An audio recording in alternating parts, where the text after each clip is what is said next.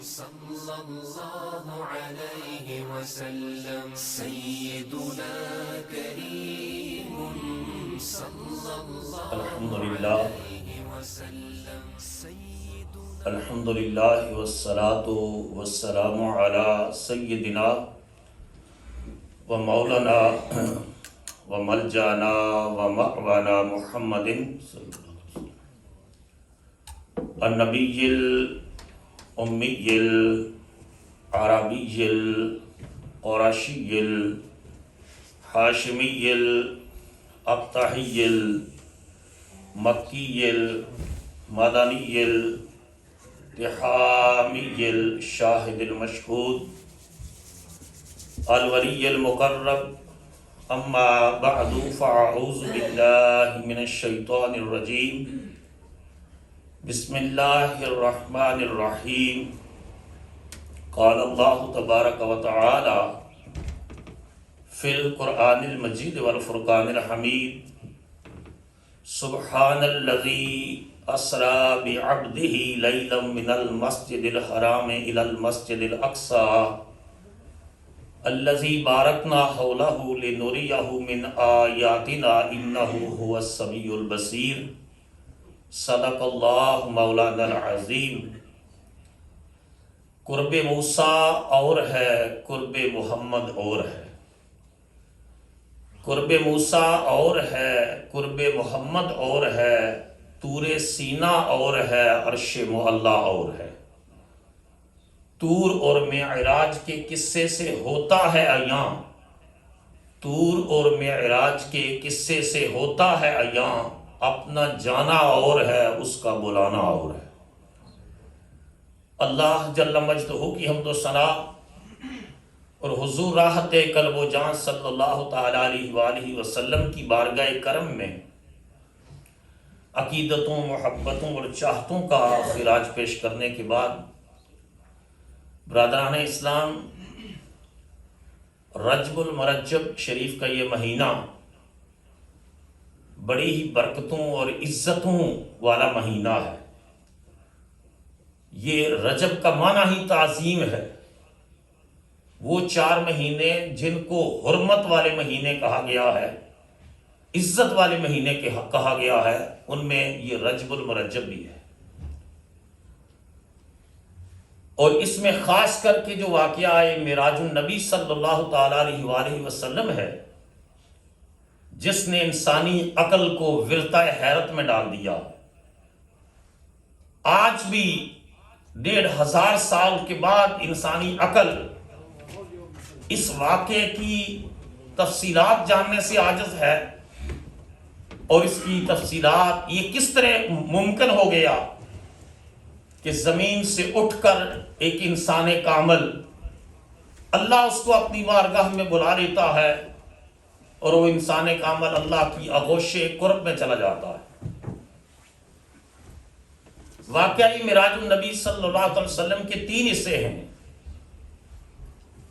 ایک حصہ ہے مسجد حرام سے لے کر مسجد اقصی تک، مکہ مکرمہ، فرام مکہ مکرمہ سعودی عربیہ ٹو پیلسٹائن،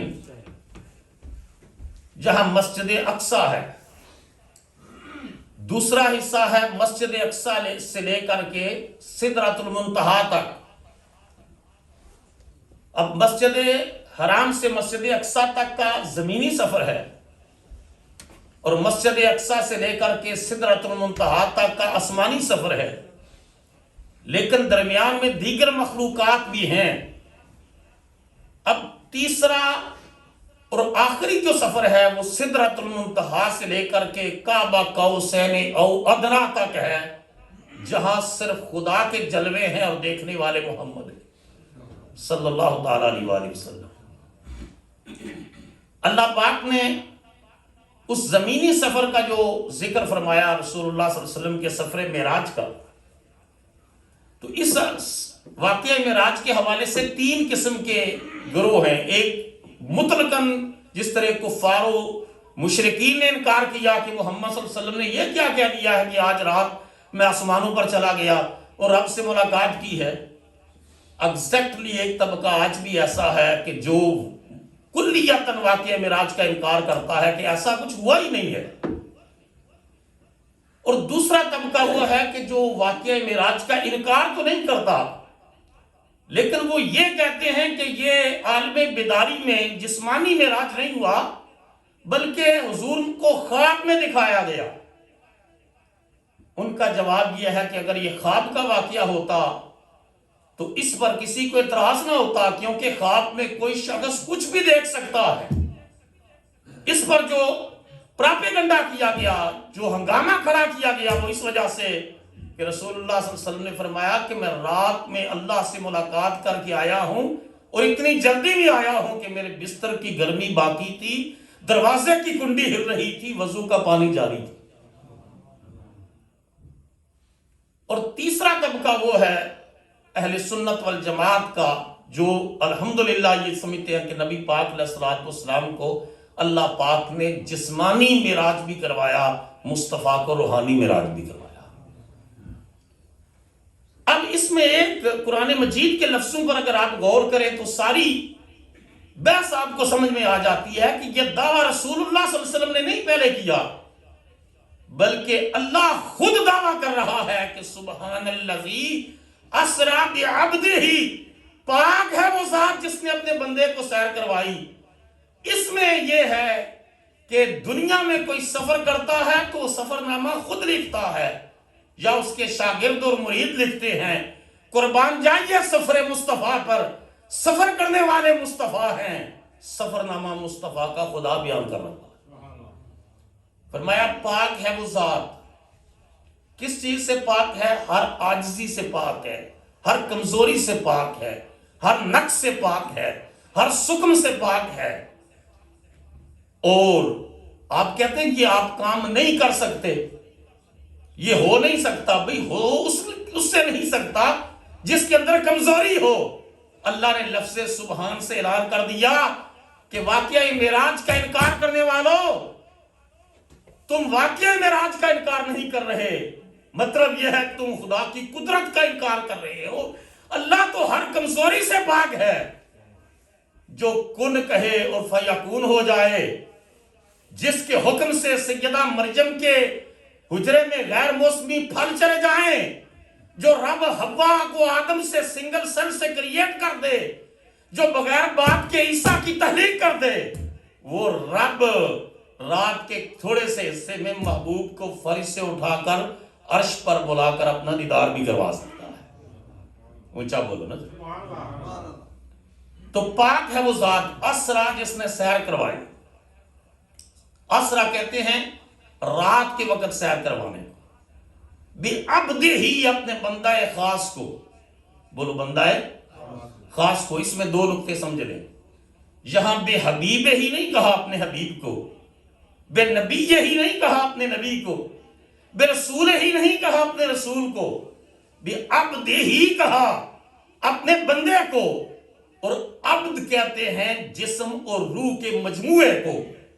جسم خالی ہو اور روح نہ ہو تو وہ بھی عبد نہیں ہے، روح ہو اور جسم نہ ہو وہ بھی عبد نہیں ہے. روح اور جسم کے مجموعے کو عبد کہتے ہیں. قرآن کا لفظ بتا رہا ہے کہ اللہ نے فرمایا جس نے پاک ہے وہ ذات نے سیر کروائی اپنے بندے خاص کو. مطلب یہ ہے کہ محبوب کی روح کو بھی سیر کروائی، محبوب کے جسم کو بھی کروائی. دوسری حکمت یہ تھی، یہ سورہ بنی اسرائیل ہے 15واں پارہ ہے. دوسری سورہ نجم ہے 27واں پارہ ہے. وہاں بھی لفظ کیا کہا تو فرمایا فَأَوْحَا إِلَىٰ عَبْدِهِ مَا أَوْحَا. اللہ نے وحی کی اپنے بندے کی طرف جو وحی کی، کلام کیا جو کلام کیا. اس میں دوسری حکمت یہ تھی کہ عیسائیوں نے دیکھا حضرت عیسیٰ علیہ السلام کوڑ کے مریض کو ہاتھ پھیرتے ہیں شفا یاب ہو جاتا ہے، مردہ لایا جاتا ہے پاؤں کی ٹھوکر مارتے ہیں کم باذن اللہ کہتے ہیں مردہ اٹھ کے کھڑا ہو جاتا ہے.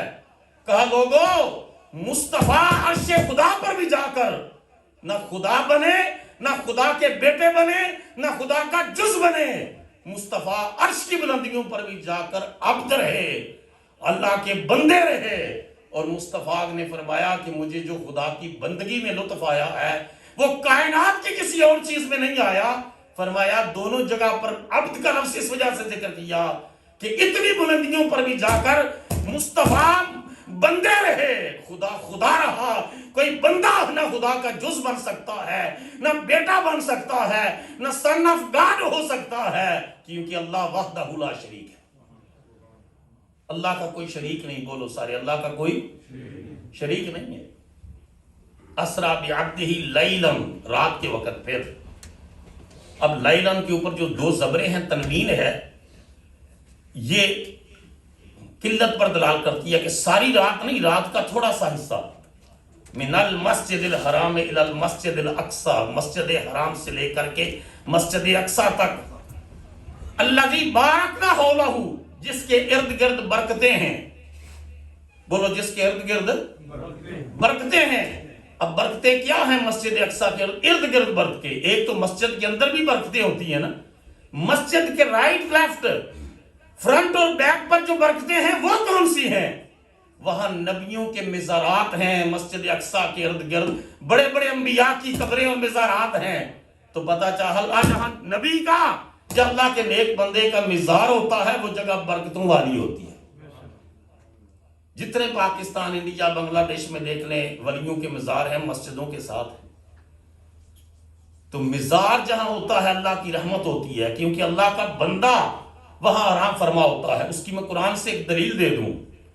حضرت ہاجرہ صفا اور مروہ پر دوڑی تھی نا، تو اللہ تعالیٰ نے وہ اس پہاڑیوں کی کیا اور انفرادیت اور ان کی اور کیا یونیکنیس ہے. دنیا کی بڑی بڑی ماؤنٹینز، راکسز، چٹانیں ہیں، لیکن اللہ نے فرمایا ان الصفا والمروہ من شعائر اللہ، کہ صفا اور مروہ پہاڑیاں اللہ کی نشانیاں ہیں. تو جہاں اللہ کی بندی کے قدم لگے وہ زمین اللہ کی نشانی بن جاتی ہے. اور جس مزار کے اندر اللہ کا بندہ آرام فرمایا ہوتا ہے، کیا وہ اللہ کی نشانی نہیں؟ وہ جگہ بھی اللہ کی نشانی ہے. وہاں برکتیں ہیں کیونکہ اللہ کا ولی قامت جہاں آرام فرما. الذی بارکنا حولہ، انبیاء کے مزارات، رسل کے مزارات اور صالحین، صدیقین، شہداء برکتوں والے. الذی بارکنا حولہ لنریہ من آیاتنا، اللہ نے فرمایا تاکہ ہم اپنے بندہ خاص کو اپنی قدرت کی نشانیاں دکھائیں. انہ هو السمیع البصیر، بے شک وہی سننے والا اور وہی دیکھنے والا ہے. تو اللہ پاک نے نبی پاک علیہ السلام کو معراج کروا کر یہ دو طرح کے پیغامات دیے. ایک پیغام یہ ہے کہ میرے محبوب کو جو ہے وہ اپنے جیسا نہ سمجھنا. محبوب وہ ہے رات کے تھوڑے سے حصے میں عرش پر جا کر خدا سے ملاقات کر کے بھی آ جاتا ہے. اور دوسرا پیغام یہ ہے کہ انسانی علم اور عقل جہاں تک ترقی کر جائے، ہر دور میں اللہ کی سنت رہی ہے کہ جو انسانی علم اور عقل کا جو سب اور فن کا جو سب سے بڑا معیار ہوتا، اللہ اس دور کے نبی کو اس سے بڑا معجزہ اور کمال عطا کرتا. حضرت صالح علیہ السلام کے دور میں لوگ جو ہے پتھر کو تراشتے اور مکانات بناتے. سٹون انڈسٹری یہ اپنے عروج پر تھی. پتھروں سے مکانات بناتے، پتھر تراشتے، چیزیں بناتے، بیچتے. اللہ نے فرمایا وہ انسانی علم اور انسانی فہم اور انسانی فن کا معیار سمجھا جاتا. اللہ نے فرمایا میں اپنے نبی کو وہ شان دوں گا. حضرت صالح کو وہ کمال دیا اونٹنی کا، جس کو قرآن کہتا ہے ناقۃ اللہ، اللہ کی اونٹنی. بولو کس کی اونٹنی؟ اللہ کی اونٹنی. اب کہا کہ یہ جہاں جائے چلتی رہے، کوئی اس کو چھیڑے نہیں. ظالموں نے اس کی کونچیں کاٹ دی، پھر خدا کا عذاب آیا. ضمناً عرض کر دوں، اشفاق احمد صاحب کہا کرتے تھے کہ پاکستان حضرت صالح علیہ السلام کی اونٹنی کی طرح ہے. جس نے اس سے بے وفائی کی وہ بچے گا نہیں، جس نے وفاداری کی وہی بچے گا، کیونکہ یہ خدا کی منشا اور مصطفیٰ کی منشا سے وجود میں آیا. تو اللہ پاک نے حضرت صالح کو اونٹنی ناقۃ اللہ وہ کمال عطا. پھر آپ اندازہ کریں حضرت موسیٰ علیہ السلام کے زمانے میں جادو عروج پر ہے. میجیشینز، کرتب کرنے والے جادوگر مختلف لوگوں کو مسخر کرتے ہیں، ان کے ذہنوں کو جو ہے وہ گمراہ کرتے ہیں، ان لوگوں کو ان کے ذہنوں کو اپنی طرف مائل کرتے ہیں اور لوگوں کو جو ہے مختلف کرتب دکھاتے ہیں. اللہ پاک نے اپنے پیغمبر کو وہ عصا عطا کیا، وہ ڈنڈا عطا کیا. سب سے پہلے جب اپنی قدرت کی نشانی دکھائی دی نا، فرمایا موسیٰ یہ ڈنڈا زمین پر پھینک. تو زمین پر پھینکا تو سانپ بن گیا. شروع میں جب سانپ بن گیا فرمایا اس کو اب اٹھا، تو ڈرے تھوڑے سے. فرمایا موسیٰ ڈر نہیں، میں تجھے اپنی قدرت کی نشانی دکھانا چاہتا ہوں. دوبارہ پکڑا تو ڈنڈا بن گیا. فرمایا یہ میری قدرت کی نشانی ہوگی، عصائے موسوی. اب جب فرعون جو ہے اس نے جادوگروں کو بلایا موسیٰ علیہ السلام کو جو ہے شکست دینے کے لیے، کیونکہ درباریوں نے کہا تھا کہ یہ بہت بڑے معاذ اللہ جادوگر ہیں، تو پورے مصر کے جادوگروں کو جمع کیا گیا. اس وقت حضرت موسیٰ علیہ السلام کو اللہ نے فرمایا موسیٰ اپنا ڈنڈا پھینک، کیونکہ جادوگروں نے رسیاں پھینکی اور وہ سانپ بن گئے. فرمایا موسیٰ تو ڈنڈا پھینک. ڈنڈا پھینکا تو وہ سانپ بن کر، اژدہا بن کر سارے چھوٹے سانپوں کو کھا گیا. اللہ نے فرمایا دیکھا میری قدرت کی نشانی، انسانی علم عقل فن سے بڑا کمال میں اپنے نبیوں کو عطا فرمایا کرتا. اس وقت جادوگروں نے بھی کہا کہ ہم موسیٰ اور ہارون کے رب پر ایمان لاتے. بولو سارے اونچا. تو فرعون نے قرآن مجید کہتا ہے کہا کہ میں تمہارے ہاتھ کاٹوں گا، تمہارے پاؤں کاٹوں گا، اور تمہارے جو دھڑ بچ جائیں گے ان لاشوں کو چراہوں کے اندر لٹکا دوں گا، تمہیں نشان عبرت بنا دوں گا. مگر قربان جائیے قرآن نے جو لفظ استعمال کیے ہیں نا وہ کمال کے ہیں کہ جن جسموں میں کچھ لمحوں پہلے تک شرک اور کفر بھرا ہوا تھا، جب ایمان آیا آمنا برب موسیٰ و ہارون، اب موسیٰ اور ہارون کے رب پر ایمان لاتے ہیں، اور دوسری طرف اپنے آپ کو خدا کہنے والا اتنا بڑا تھریٹ دیتا ہے، وارن کرتا ہے، دھمکی دیتا ہے تمہارے ہاتھ کاٹوں گا، تمہارے پاؤں کاٹوں گا، تمہارے دڑ جو ہے لاشوں کو چراہوں میں لٹکا دوں گا. قرآن مجید نے وہاں جو منظر بیان کیا ہے پڑھ کر ٹھنڈ پڑ جاتی ہے. موسیٰ کے مقابلے میں آنے والے جادوگر جو موسیٰ اور ہارون کے رب پر ایمان لا چکے ہیں وہ وقت کے فرعون کو کہتے ہیں فقد ما انت قادم، جو کرنا ہے کر لے. اب ہمارے سینوں میں ایمان آ گیا، اب ہمارے سینوں میں ایمان آ گیا ہے، جو کرنا ہے کر لے. تو ایمان کی طاقت تو دیکھو نا، جب تک شرک اور کفر تھا دبے ہوئے تھے، سہمے ہوئے تھے، ڈرے ہوئے تھے. جب ایمان آیا ہے تو وقت کے بادشاہ کو للکار کہتے ہیں جو کرنا ہے کر لے. ان سینوں میں ایمان آ گیا. ایمان کی طاقت کتنی ہے، ایمان کی پاور کتنی ہے. پھر حضرت عیسیٰ علیہ السلام، اللہ اکبر، وہ میں نے عرض کیا کہ کوڑ کا مریض آتا شفا ملتی، مردہ کو زندہ کر دیتی. اللہ کے اذن سے قرآن مجید میں ہے وہی الموتیٰ بإذن اللہ، میں اللہ کے حکم سے مردے کو بھی زندہ کرتا. تو وہ طب عروج پر تھی، تو اس میں اللہ پاک نے بڑا کمال حضرت عیسیٰ کو عطا کیا. اب نبی پاک علیہ السلام کا خاتم النبیین کی حیثیت سے حضور نے تشریف لانا تھا، تو آگے علم کا، سائنس کا، ٹیکنالوجی کا دور تھا. اور یہ پچھلے 100 سال 200 سال پہلے تو شاید کوئی اس بات کو نہ سمجھتا کہ ناسا کے ذریعے لوگ چاند پر چلے گئے اور وہاں تسخیر کائنات کا مرحلہ طے کرنے لگے. اللہ پاک نے فرمایا کہ کوئی یہ نہ سمجھے کہ کوئی چاند پر جا کر علم کی عروج پر چلا جائے گا.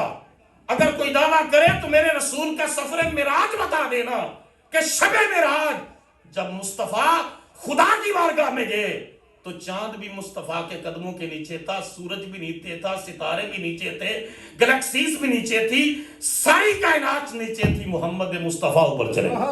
سبحان اللہ سبحان اللہ. حضور اللہ کی بارگاہ میں چلے گئے. اقبال کہتے ہیں عروج آدم خاکی سے یہ انجم سہمے جاتے ہیں، یہ ٹوٹا ہوا تارا کہیں مہ کامل نہ بن جائے. کہا تم صرف چاند پر پہنچنے کا دعویٰ کرنے سے مرعوب نہ ہو جانا. اے غلامان مصطفیٰ، تم اس نبی کے غلام ہو، شب معراج جس نبی کے قدموں کو چاند چوم رہا تھا. اللہ پاک نے بڑا کمال عطا کیا. واقعہ معراج کی حکمتیں ہیں. ان میں سے ایک حکمت یہ ہے کہ نبی پاک علیہ السلام نے جب اعلان نبوت فرمایا تو کفار مکہ، مشرکین مکہ نے حضور علیہ السلام اور آپ کے صحابہ پر ظلم و ستم کے پہاڑ توڑ دیے، حتیٰ کہ شیب ابی طالب کا واقعہ آپ کو پڑھ کر کلیجہ پھٹنے کو آتا ہے۔ 2-2.5 سال، لیکن لوگوں نے 2 مہینے لاک ڈاؤن میں گزارے، 3 مہینے، اور ابھی سال ہونے والا ہے، اس سے کاروبار نہیں ہے۔ کیا حالت ہو گئی ہے لوگوں کی، کیا حالت ہو گئی ہے لوگوں کی۔ آپ اندازہ کریں کہ 2.5 سال ڈیزرٹ کے اندر، صحرا میں، کھلے آسمان کے نیچے، کنٹریکٹ لکھا ہوا ہے کعبے پر، نہ کوئی ان سے سودا خریدے گا نہ بیچے گا، نہ رشتہ لے گا نہ دے گا، سوشل بائیکاٹ ہے کہ محمد صلی اللہ علیہ وسلم اور آپ کے صحاب اور آپ کے ہاں، اور اس کھلے آسمان کے نیچے کسی ایک 2.5 سال کا عرصہ ایک نے بھی نہیں کہا کہ اللہ کی مدد کب آئے گی۔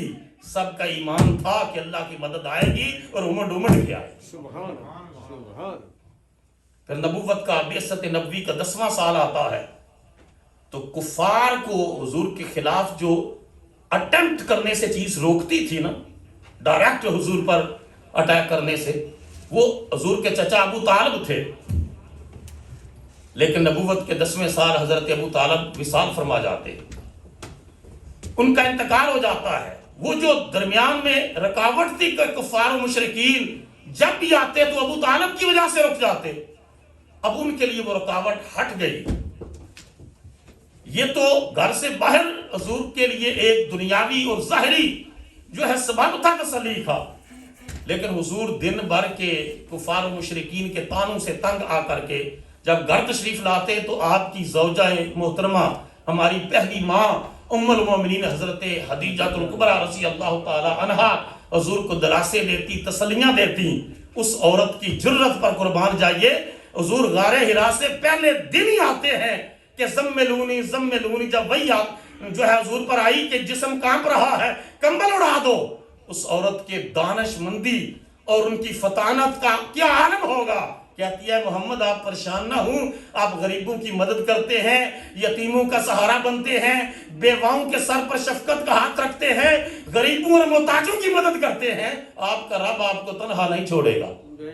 سبحان اللہ۔ یہ اس عظیم ماں کا پہلا ری ایکشن تھا۔ وہ بھی نبوت کے 10ویں سال داغ مفارقت دے جاتی ہیں، ان کا بھی انتقال ہو جاتا ہے۔ اب یہ جو 2 ظاہری سہارے تھے نا، ابو طالب بھی چلے گئے، خدیجہ الکبریٰ بھی چلی گئی۔ سیرت طیبہ کی کتابوں میں، رسول اللہ کی حیات طیبہ میں اس سال کو عام الحزن، ایئر آف سارو، غم کا سال کہا جاتا ہے۔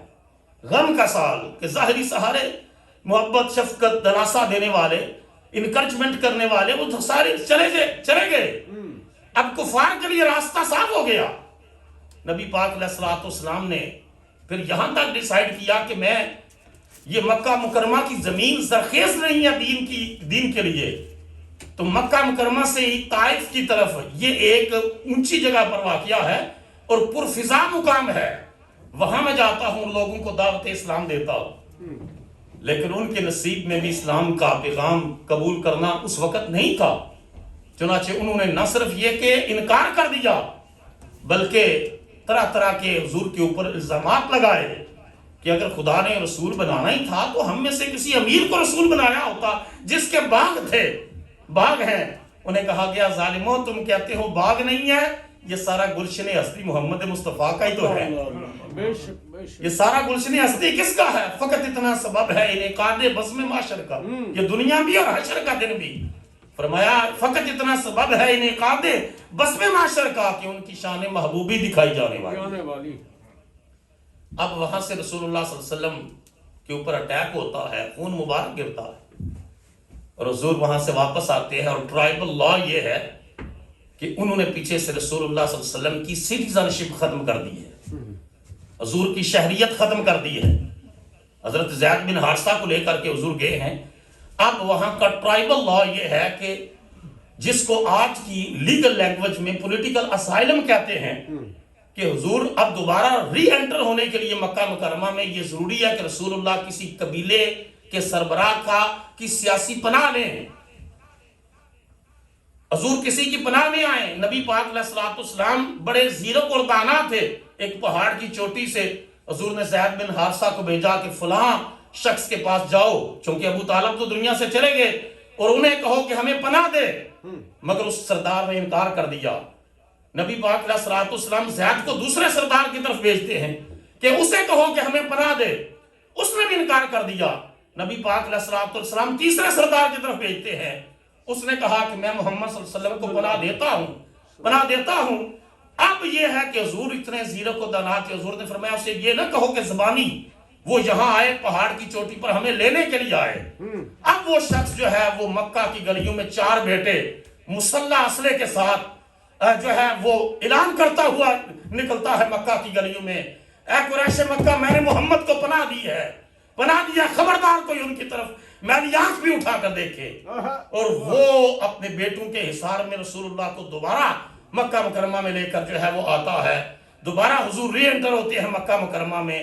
ان مشکل ترین حالات میں جب بڑے بڑے لیڈرز کے حوصلے جو ہے وہ سرد پڑ جاتے ہیں، ان حالات میں حضور اللہ کے دین کی دعوت توحید، دعوت اسلام جدوجہد جاری رکھتے ہیں، یہاں تک کہ ایک رات حضور جو ہے وہ حرم کعبہ میں آرام فرما ہے۔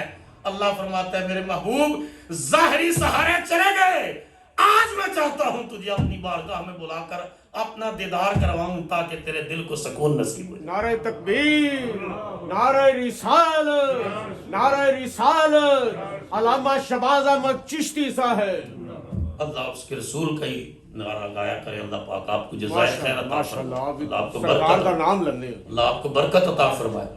تو میں عرض کر رہا ہوں کہ اللہ پاک نے حضور کو جو معراج کرایا تو ایک حکمت یہ تھی کہ یہ ظاہری سہارے چلے گئے اور لوگوں نے عرصہ حیات تنگ کر دیا، تو اللہ نے فرمایا محبوب دیکھ تو صحیح نا، تو میرے دین کے لیے اتنی کوششیں کرتا ہے، ذرا دیکھ میں نے تیرے کیا نظارے تیار کر رکھے۔ دوسری حکمت یہ تھی کہ اللہ نے باقی انبیاء کو بھی روحانی معراج کروایا۔ مثلا حضرت ابراہیم علیہ السلام کے دل میں عرش کو اور جنت تو دوزخ کو دیکھنے کی خواہش پیدا ہوئی، قرآن مجید میں ہے، تو اللہ نے فرمایا وَقَذَلِكَ نُرِي إِبْرَاهِيمَ مَلَكُوتَ السَّمَاوَاتِ وَالْأَرْضِ، ہم نے ابراہیم کو زمین و آسمان کی بادشاہی کی سیر کروائی۔ اور اس کی تفسیر یہ ہے کہ حضرت ابراہیم ایک پتھر پر کھڑے ہوئے، قدم پتھر پر رکھا، اللہ نے حجابات اٹھا دیے اور نگاہ عرش پر گئی، جنت کا مشاہدہ کیا، دوزخ کو دیکھا، قدم پتھر پر ہے اور نظر عرش پر ہے۔ بولیے ذرا، قدم پتھر پر ہے، نظر کہاں ہے؟ عرش پر ہے۔ کہا لوگو حضرت ابراہیم کی معراج یہ ہے کہ قدم پتھر پہ ہے، نظر عرش پر ہے۔ مصطفیٰ کی معراج تو دیکھو، جن کا قدم عرش پر ہے نظر کہاں جاتی ہوگی؟ جن کا قدم جو ہے وہ عرش پر ہے، تو ہی جانے کہاں تک جلوہ جانا ہے، وہی تک دیکھ سکتی ہے نظر جس کی جہاں تک ہے۔ انہوں نے صرف عرش کو دیکھا، مصطفیٰ نے عرش پر اپنے خدا کو دیکھا۔ حضرت ادریس کا دل میں خواہش پیدا ہوئی جنت کو دیکھنے کی، اللہ پاک نے فرمایا قرآن مجید میں ہے وَرَفَعْنَاهُ مَكَانًا عَلِيًّا، ہم نے ادریس کو بلندیوں پر بلایا۔ اب ان کی تفصیل میں آتا ہے کہ جب جنت کو دیکھا نا طبیعت مچل گئی، چونکہ ایک ٹمپریری وزٹ تھا، تو دوزخ کو بھی دیکھا کہ یہاں فاسق فاجر کافر مشرک جائیں گے، اور جنت کو دیکھا، اس کی بہاریں دیکھی، طبیعت مچل گئی۔ فرشتوں نے کہا جناب وزٹ کمپلیٹ ہوا۔ حضرت ادریس نے کہا اللہ کا تو وعدہ ہے جو جنت میں آئیں گے پھر نکالے نہیں جائیں گے، کیا جناب وہ تھوڑا ٹھہر کے ہم نے ٹمپریری وزٹ۔ اور یہ ایک طرف علماء نے لکھا، ایک طرف یہ معاملہ تھا، اور دوسری طرف یہ معاملہ تھا کہ حضور جب اللہ سے ملاقات کے لیے گئے تو حضور سے کہا گیا کہ آپ نے یہاں رہنا ہے۔ حضور نے فرمایا میں اگر میں یہاں رہتا ہوں تو میرے ابو بکر و عمر کا کیا بنے گا، عثمان و علی کا کیا بنے گا، طلحہ و زبیر کا کیا بنے گا، بلال کا کیا بنے گا۔ وہ ہر عالم کی رحمت تھے، کسی عالم میں رہ جاتے، رحمت للعالمین ہے نا، وہ ہر عالم کی رحمت تھے، کسی عالم میں رہ جاتے، زمین پر رہتے، آسمانوں پر رہتے، سدرہ پر رہتے، عرش پر رہتے، وہ ہر عالم کی رحمت تھے، کسی عالم میں رہ جاتے۔ یہ ان کا کرم ہے، انہیں یہ عالم پسند آیا۔ سبحان اللہ، یہ ان کا کرم ہے، انہیں یہ عالم پسند آیا، حضور واپس تشریف لے آئے۔ بلکہ اب ٹائم نہیں ہے، وگرنہ علامہ اقبال نے یہ لیکچرز دیے ہیں ریکنسٹرکشن آف اسلامک تھاٹ، فکر اسلامی کی تشکیل نو، جو چھٹا لیکچر ہے، بڑے اہم قسم کے علمی اور فکری لیکچر ہے. چھٹا لیکچر ہے نا وہ انہوں نے سٹارٹ کیا ہے ایک صوفی بزرگ حضرت عبدالقدوس گنگوئی رحمۃ اللہ علیہ کے قول سے کہ حضرت عبدالقدوس گنگوئی فرماتے تھے کہ رسول اللہ صلی اللہ علیہ وسلم معراج پر گئے اور جنت دیکھی ملاقات کی اللہ سے واپس آ گئے. خدا کی قسم اگر میں جاتا تو میں نے واپس کوئی نہیں آنا, میں نے نہیں واپس آنا تھا. علامہ اقبال یہ قول نقل کرنے کے بعد فرماتے ہیں یہ فرق ہے ولایت اور نبوت میں کہ ولی ترقی کرتا ہے اور ترقی کر کے اس کے نظاروں میں خود ہی مست و بے خود ہو جاتا ہے, اور نبی وہاں نے اور یہ کہہ رہے ہیں کہ میں خدا کی قسم واپس نہ آتا, اور مصطفیٰ سے کہا گیا اور حضور آ گئے. کہا ولایت اور نبوت میں یہ فرق ہے کہ ولی انہی نظاروں میں خود مست ہوتا ہے, نبی چاہتا ہے جو میں نے دیکھا ہے زمین پر وہی قائم کر دو. اور مصطفیٰ نے وہ کر کے دکھا دیا کہ فرشتے بھی ان غلامان مصطفیٰ کے مقدر پر رش کرتے تھے جو دن رات کملی والے کی محفل میں بیٹھا کرتے. حضرت عرصہ سے حضور نے پوچھا نا ایک دن کیف اصبحت یا عرصہ, عرصہ تو نے کیسے صبح کی؟ تو کہتے یا رسول اللہ خدا کی قسم ہے میں نے ایمان کامل کے ساتھ صبح کی. یا رسول اللہ میری حالت یہ ہے کہ اگر سونے کا ایک ڈھیر پڑا ہو اور دوسری طرف مٹی اور پتھر پڑے ہوئے ہوں تو میری نگاہ میں دونوں برابر ہیں, مجھے اٹریکٹ نہیں کرتی دنیا کی لگژریز اور دنیا کی چیزیں مجھے اٹریکٹ نہیں کرتی, دونوں ایکول ہیں میرے لیے. اور ساتھ کہا یا رسول اللہ صلی اللہ علیہ وسلم میں دیکھ رہا ہوں جنتی جنت میں جا رہے ہیں, جہنمی جہنم میں جا رہے ہیں. اگلا جو جملہ انہوں نے بولا وہ ایک مرتبہ ہلا دینے والا ہے. اگلا جملہ یہ بولا کانی انظر الی عرش ربی, یا رسول اللہ خدا کی قسم میں زمین پر کھڑا ہو کر خدا کا عرش بھی دیکھ رہا ہوں. یہ تو غلامان مصطفیٰ کی شان ہے, شان مصطفیٰ کیا ہوگی. حضور نے پتہ کیا فرمایا؟ فرمایا عبدا نور اللہ قلبہ, یہ وہ بندہ ہے جس کے دل کو رب نے روشن کر دیا, اور جس کا دل روشن ہو جائے زمین و آسمان دل دریا سمندروں ڈونگے کون دلامیاں جانے ہوں. جس کا دل روشن ہو جائے پھر کائنات کی پھر حضرت عمر منبر پر بیٹھ کر کہتے ہیں یا ساریت الجبل, ساریہ پہاڑ کے پیچھے دیکھ دشمن آ رہا ہے.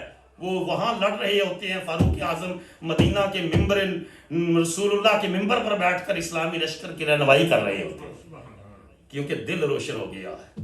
اور یہ دل روشن ہوتا ہے اللہ کی محبت سے. بولو سارے اللہ کی محبت. پیچھے تک آواز ہے, کس سے روشن ہوتا ہے؟ اللہ کی محبت سے. یہ دل روشن ہوتا ہے رسول اللہ کے عشق سے. بولو کس سے روشن ہوتا ہے؟ رسول اللہ صلی اللہ علیہ وسلم کے عشق سے روشن ہوتا ہے. دل روشن ہوتا ہے 5 وقت نماز پڑھنے سے. دل روشن ہوتا ہے حلال رزق کمانے اور حلال کھانے سے. دل روشن ہوتا ہے تلاوت قرآن سے. یہ نہیں ہے کہ 24 گھنٹوں میں بندہ 16 گھنٹے موبائل کے اوپر ہی چڑھا رہے. اس سے دل روشن نہیں ہوتا, اس سے دل مردہ ہوتا ہے. ان سے انسان گمراہ ہوتا ہے کہ اگر وہ اتنا وقت ضائع کرتا ہے, اتنا وقت ضائع کہ ہر وقت ہی فون پر ہے, ہر وقت ہی فون پر ہے. یہ وہ ایک کتاب بھی لکھی ہے رابن شرما نے, اس نے کہا کہ یہ سکرین کو لکھ کرتے رہتے ہیں اور اس نے بہت زبردست کتاب لکھی. اس نے کہا ٹیکنالوجی کا جو ڈسٹریکشن ہے یہ انسانی دماغ کے اوپر اس کی جو لیئرز ہیں کتنا نیگیٹو امپیکٹ ڈالتی ہیں. تو دل روشن ہوتا ہے جب آنکھیں قرآن پڑھتی ہیں, محمد پر درود پڑھتی ہیں صلی اللہ علیہ وسلم. ہاں ضرورت کے وقت استعمال کریں اس کو, ان ٹولز کو, سوشل میڈیا کو آپ دین کے ابلاغ کے لیے, تعلیم کے لیے, ویلفیئر کے لیے, پازیٹیوٹی کے لیے استعمال کریں. لیکن اس کا جو نیگیٹو امپیکٹ ہے وہ نسل نو کو جو ہے وہ مینٹلی سک کر رہا ہے, اور وہ جو ہے بالکل ڈسٹریکشن ہے اپنے کام سے, پازیٹیوٹی سے اور بڑے آبجیکٹیوز کو اچیو کرنے سے. تو نبی پاک علیہ الصلوۃ والسلام نے فرمایا شخص کے دل کو اللہ نے روشن کر دیا ہے. اللہ پاک اس سفر معراج کا صدقہ ہمارے دلوں کو بھی روشن فرمائے اور ہمیں بھی صراط مستقیم پر چلنے کی توفیق عطا فرمائے. اور کملی والے کے جوڑوں کا صدقہ اللہ ہم سب کو اپنی محبت اور اپنے رسول کا عشق اور ایمان کے اندر پختگی نصیب فرمائے. اگلا بیان انشاءاللہ اگلے جمعے کو ہوگا. وما علینا الا البلاغ. سيدنا كريم صلى الله عليه وسلم. سيدنا كريم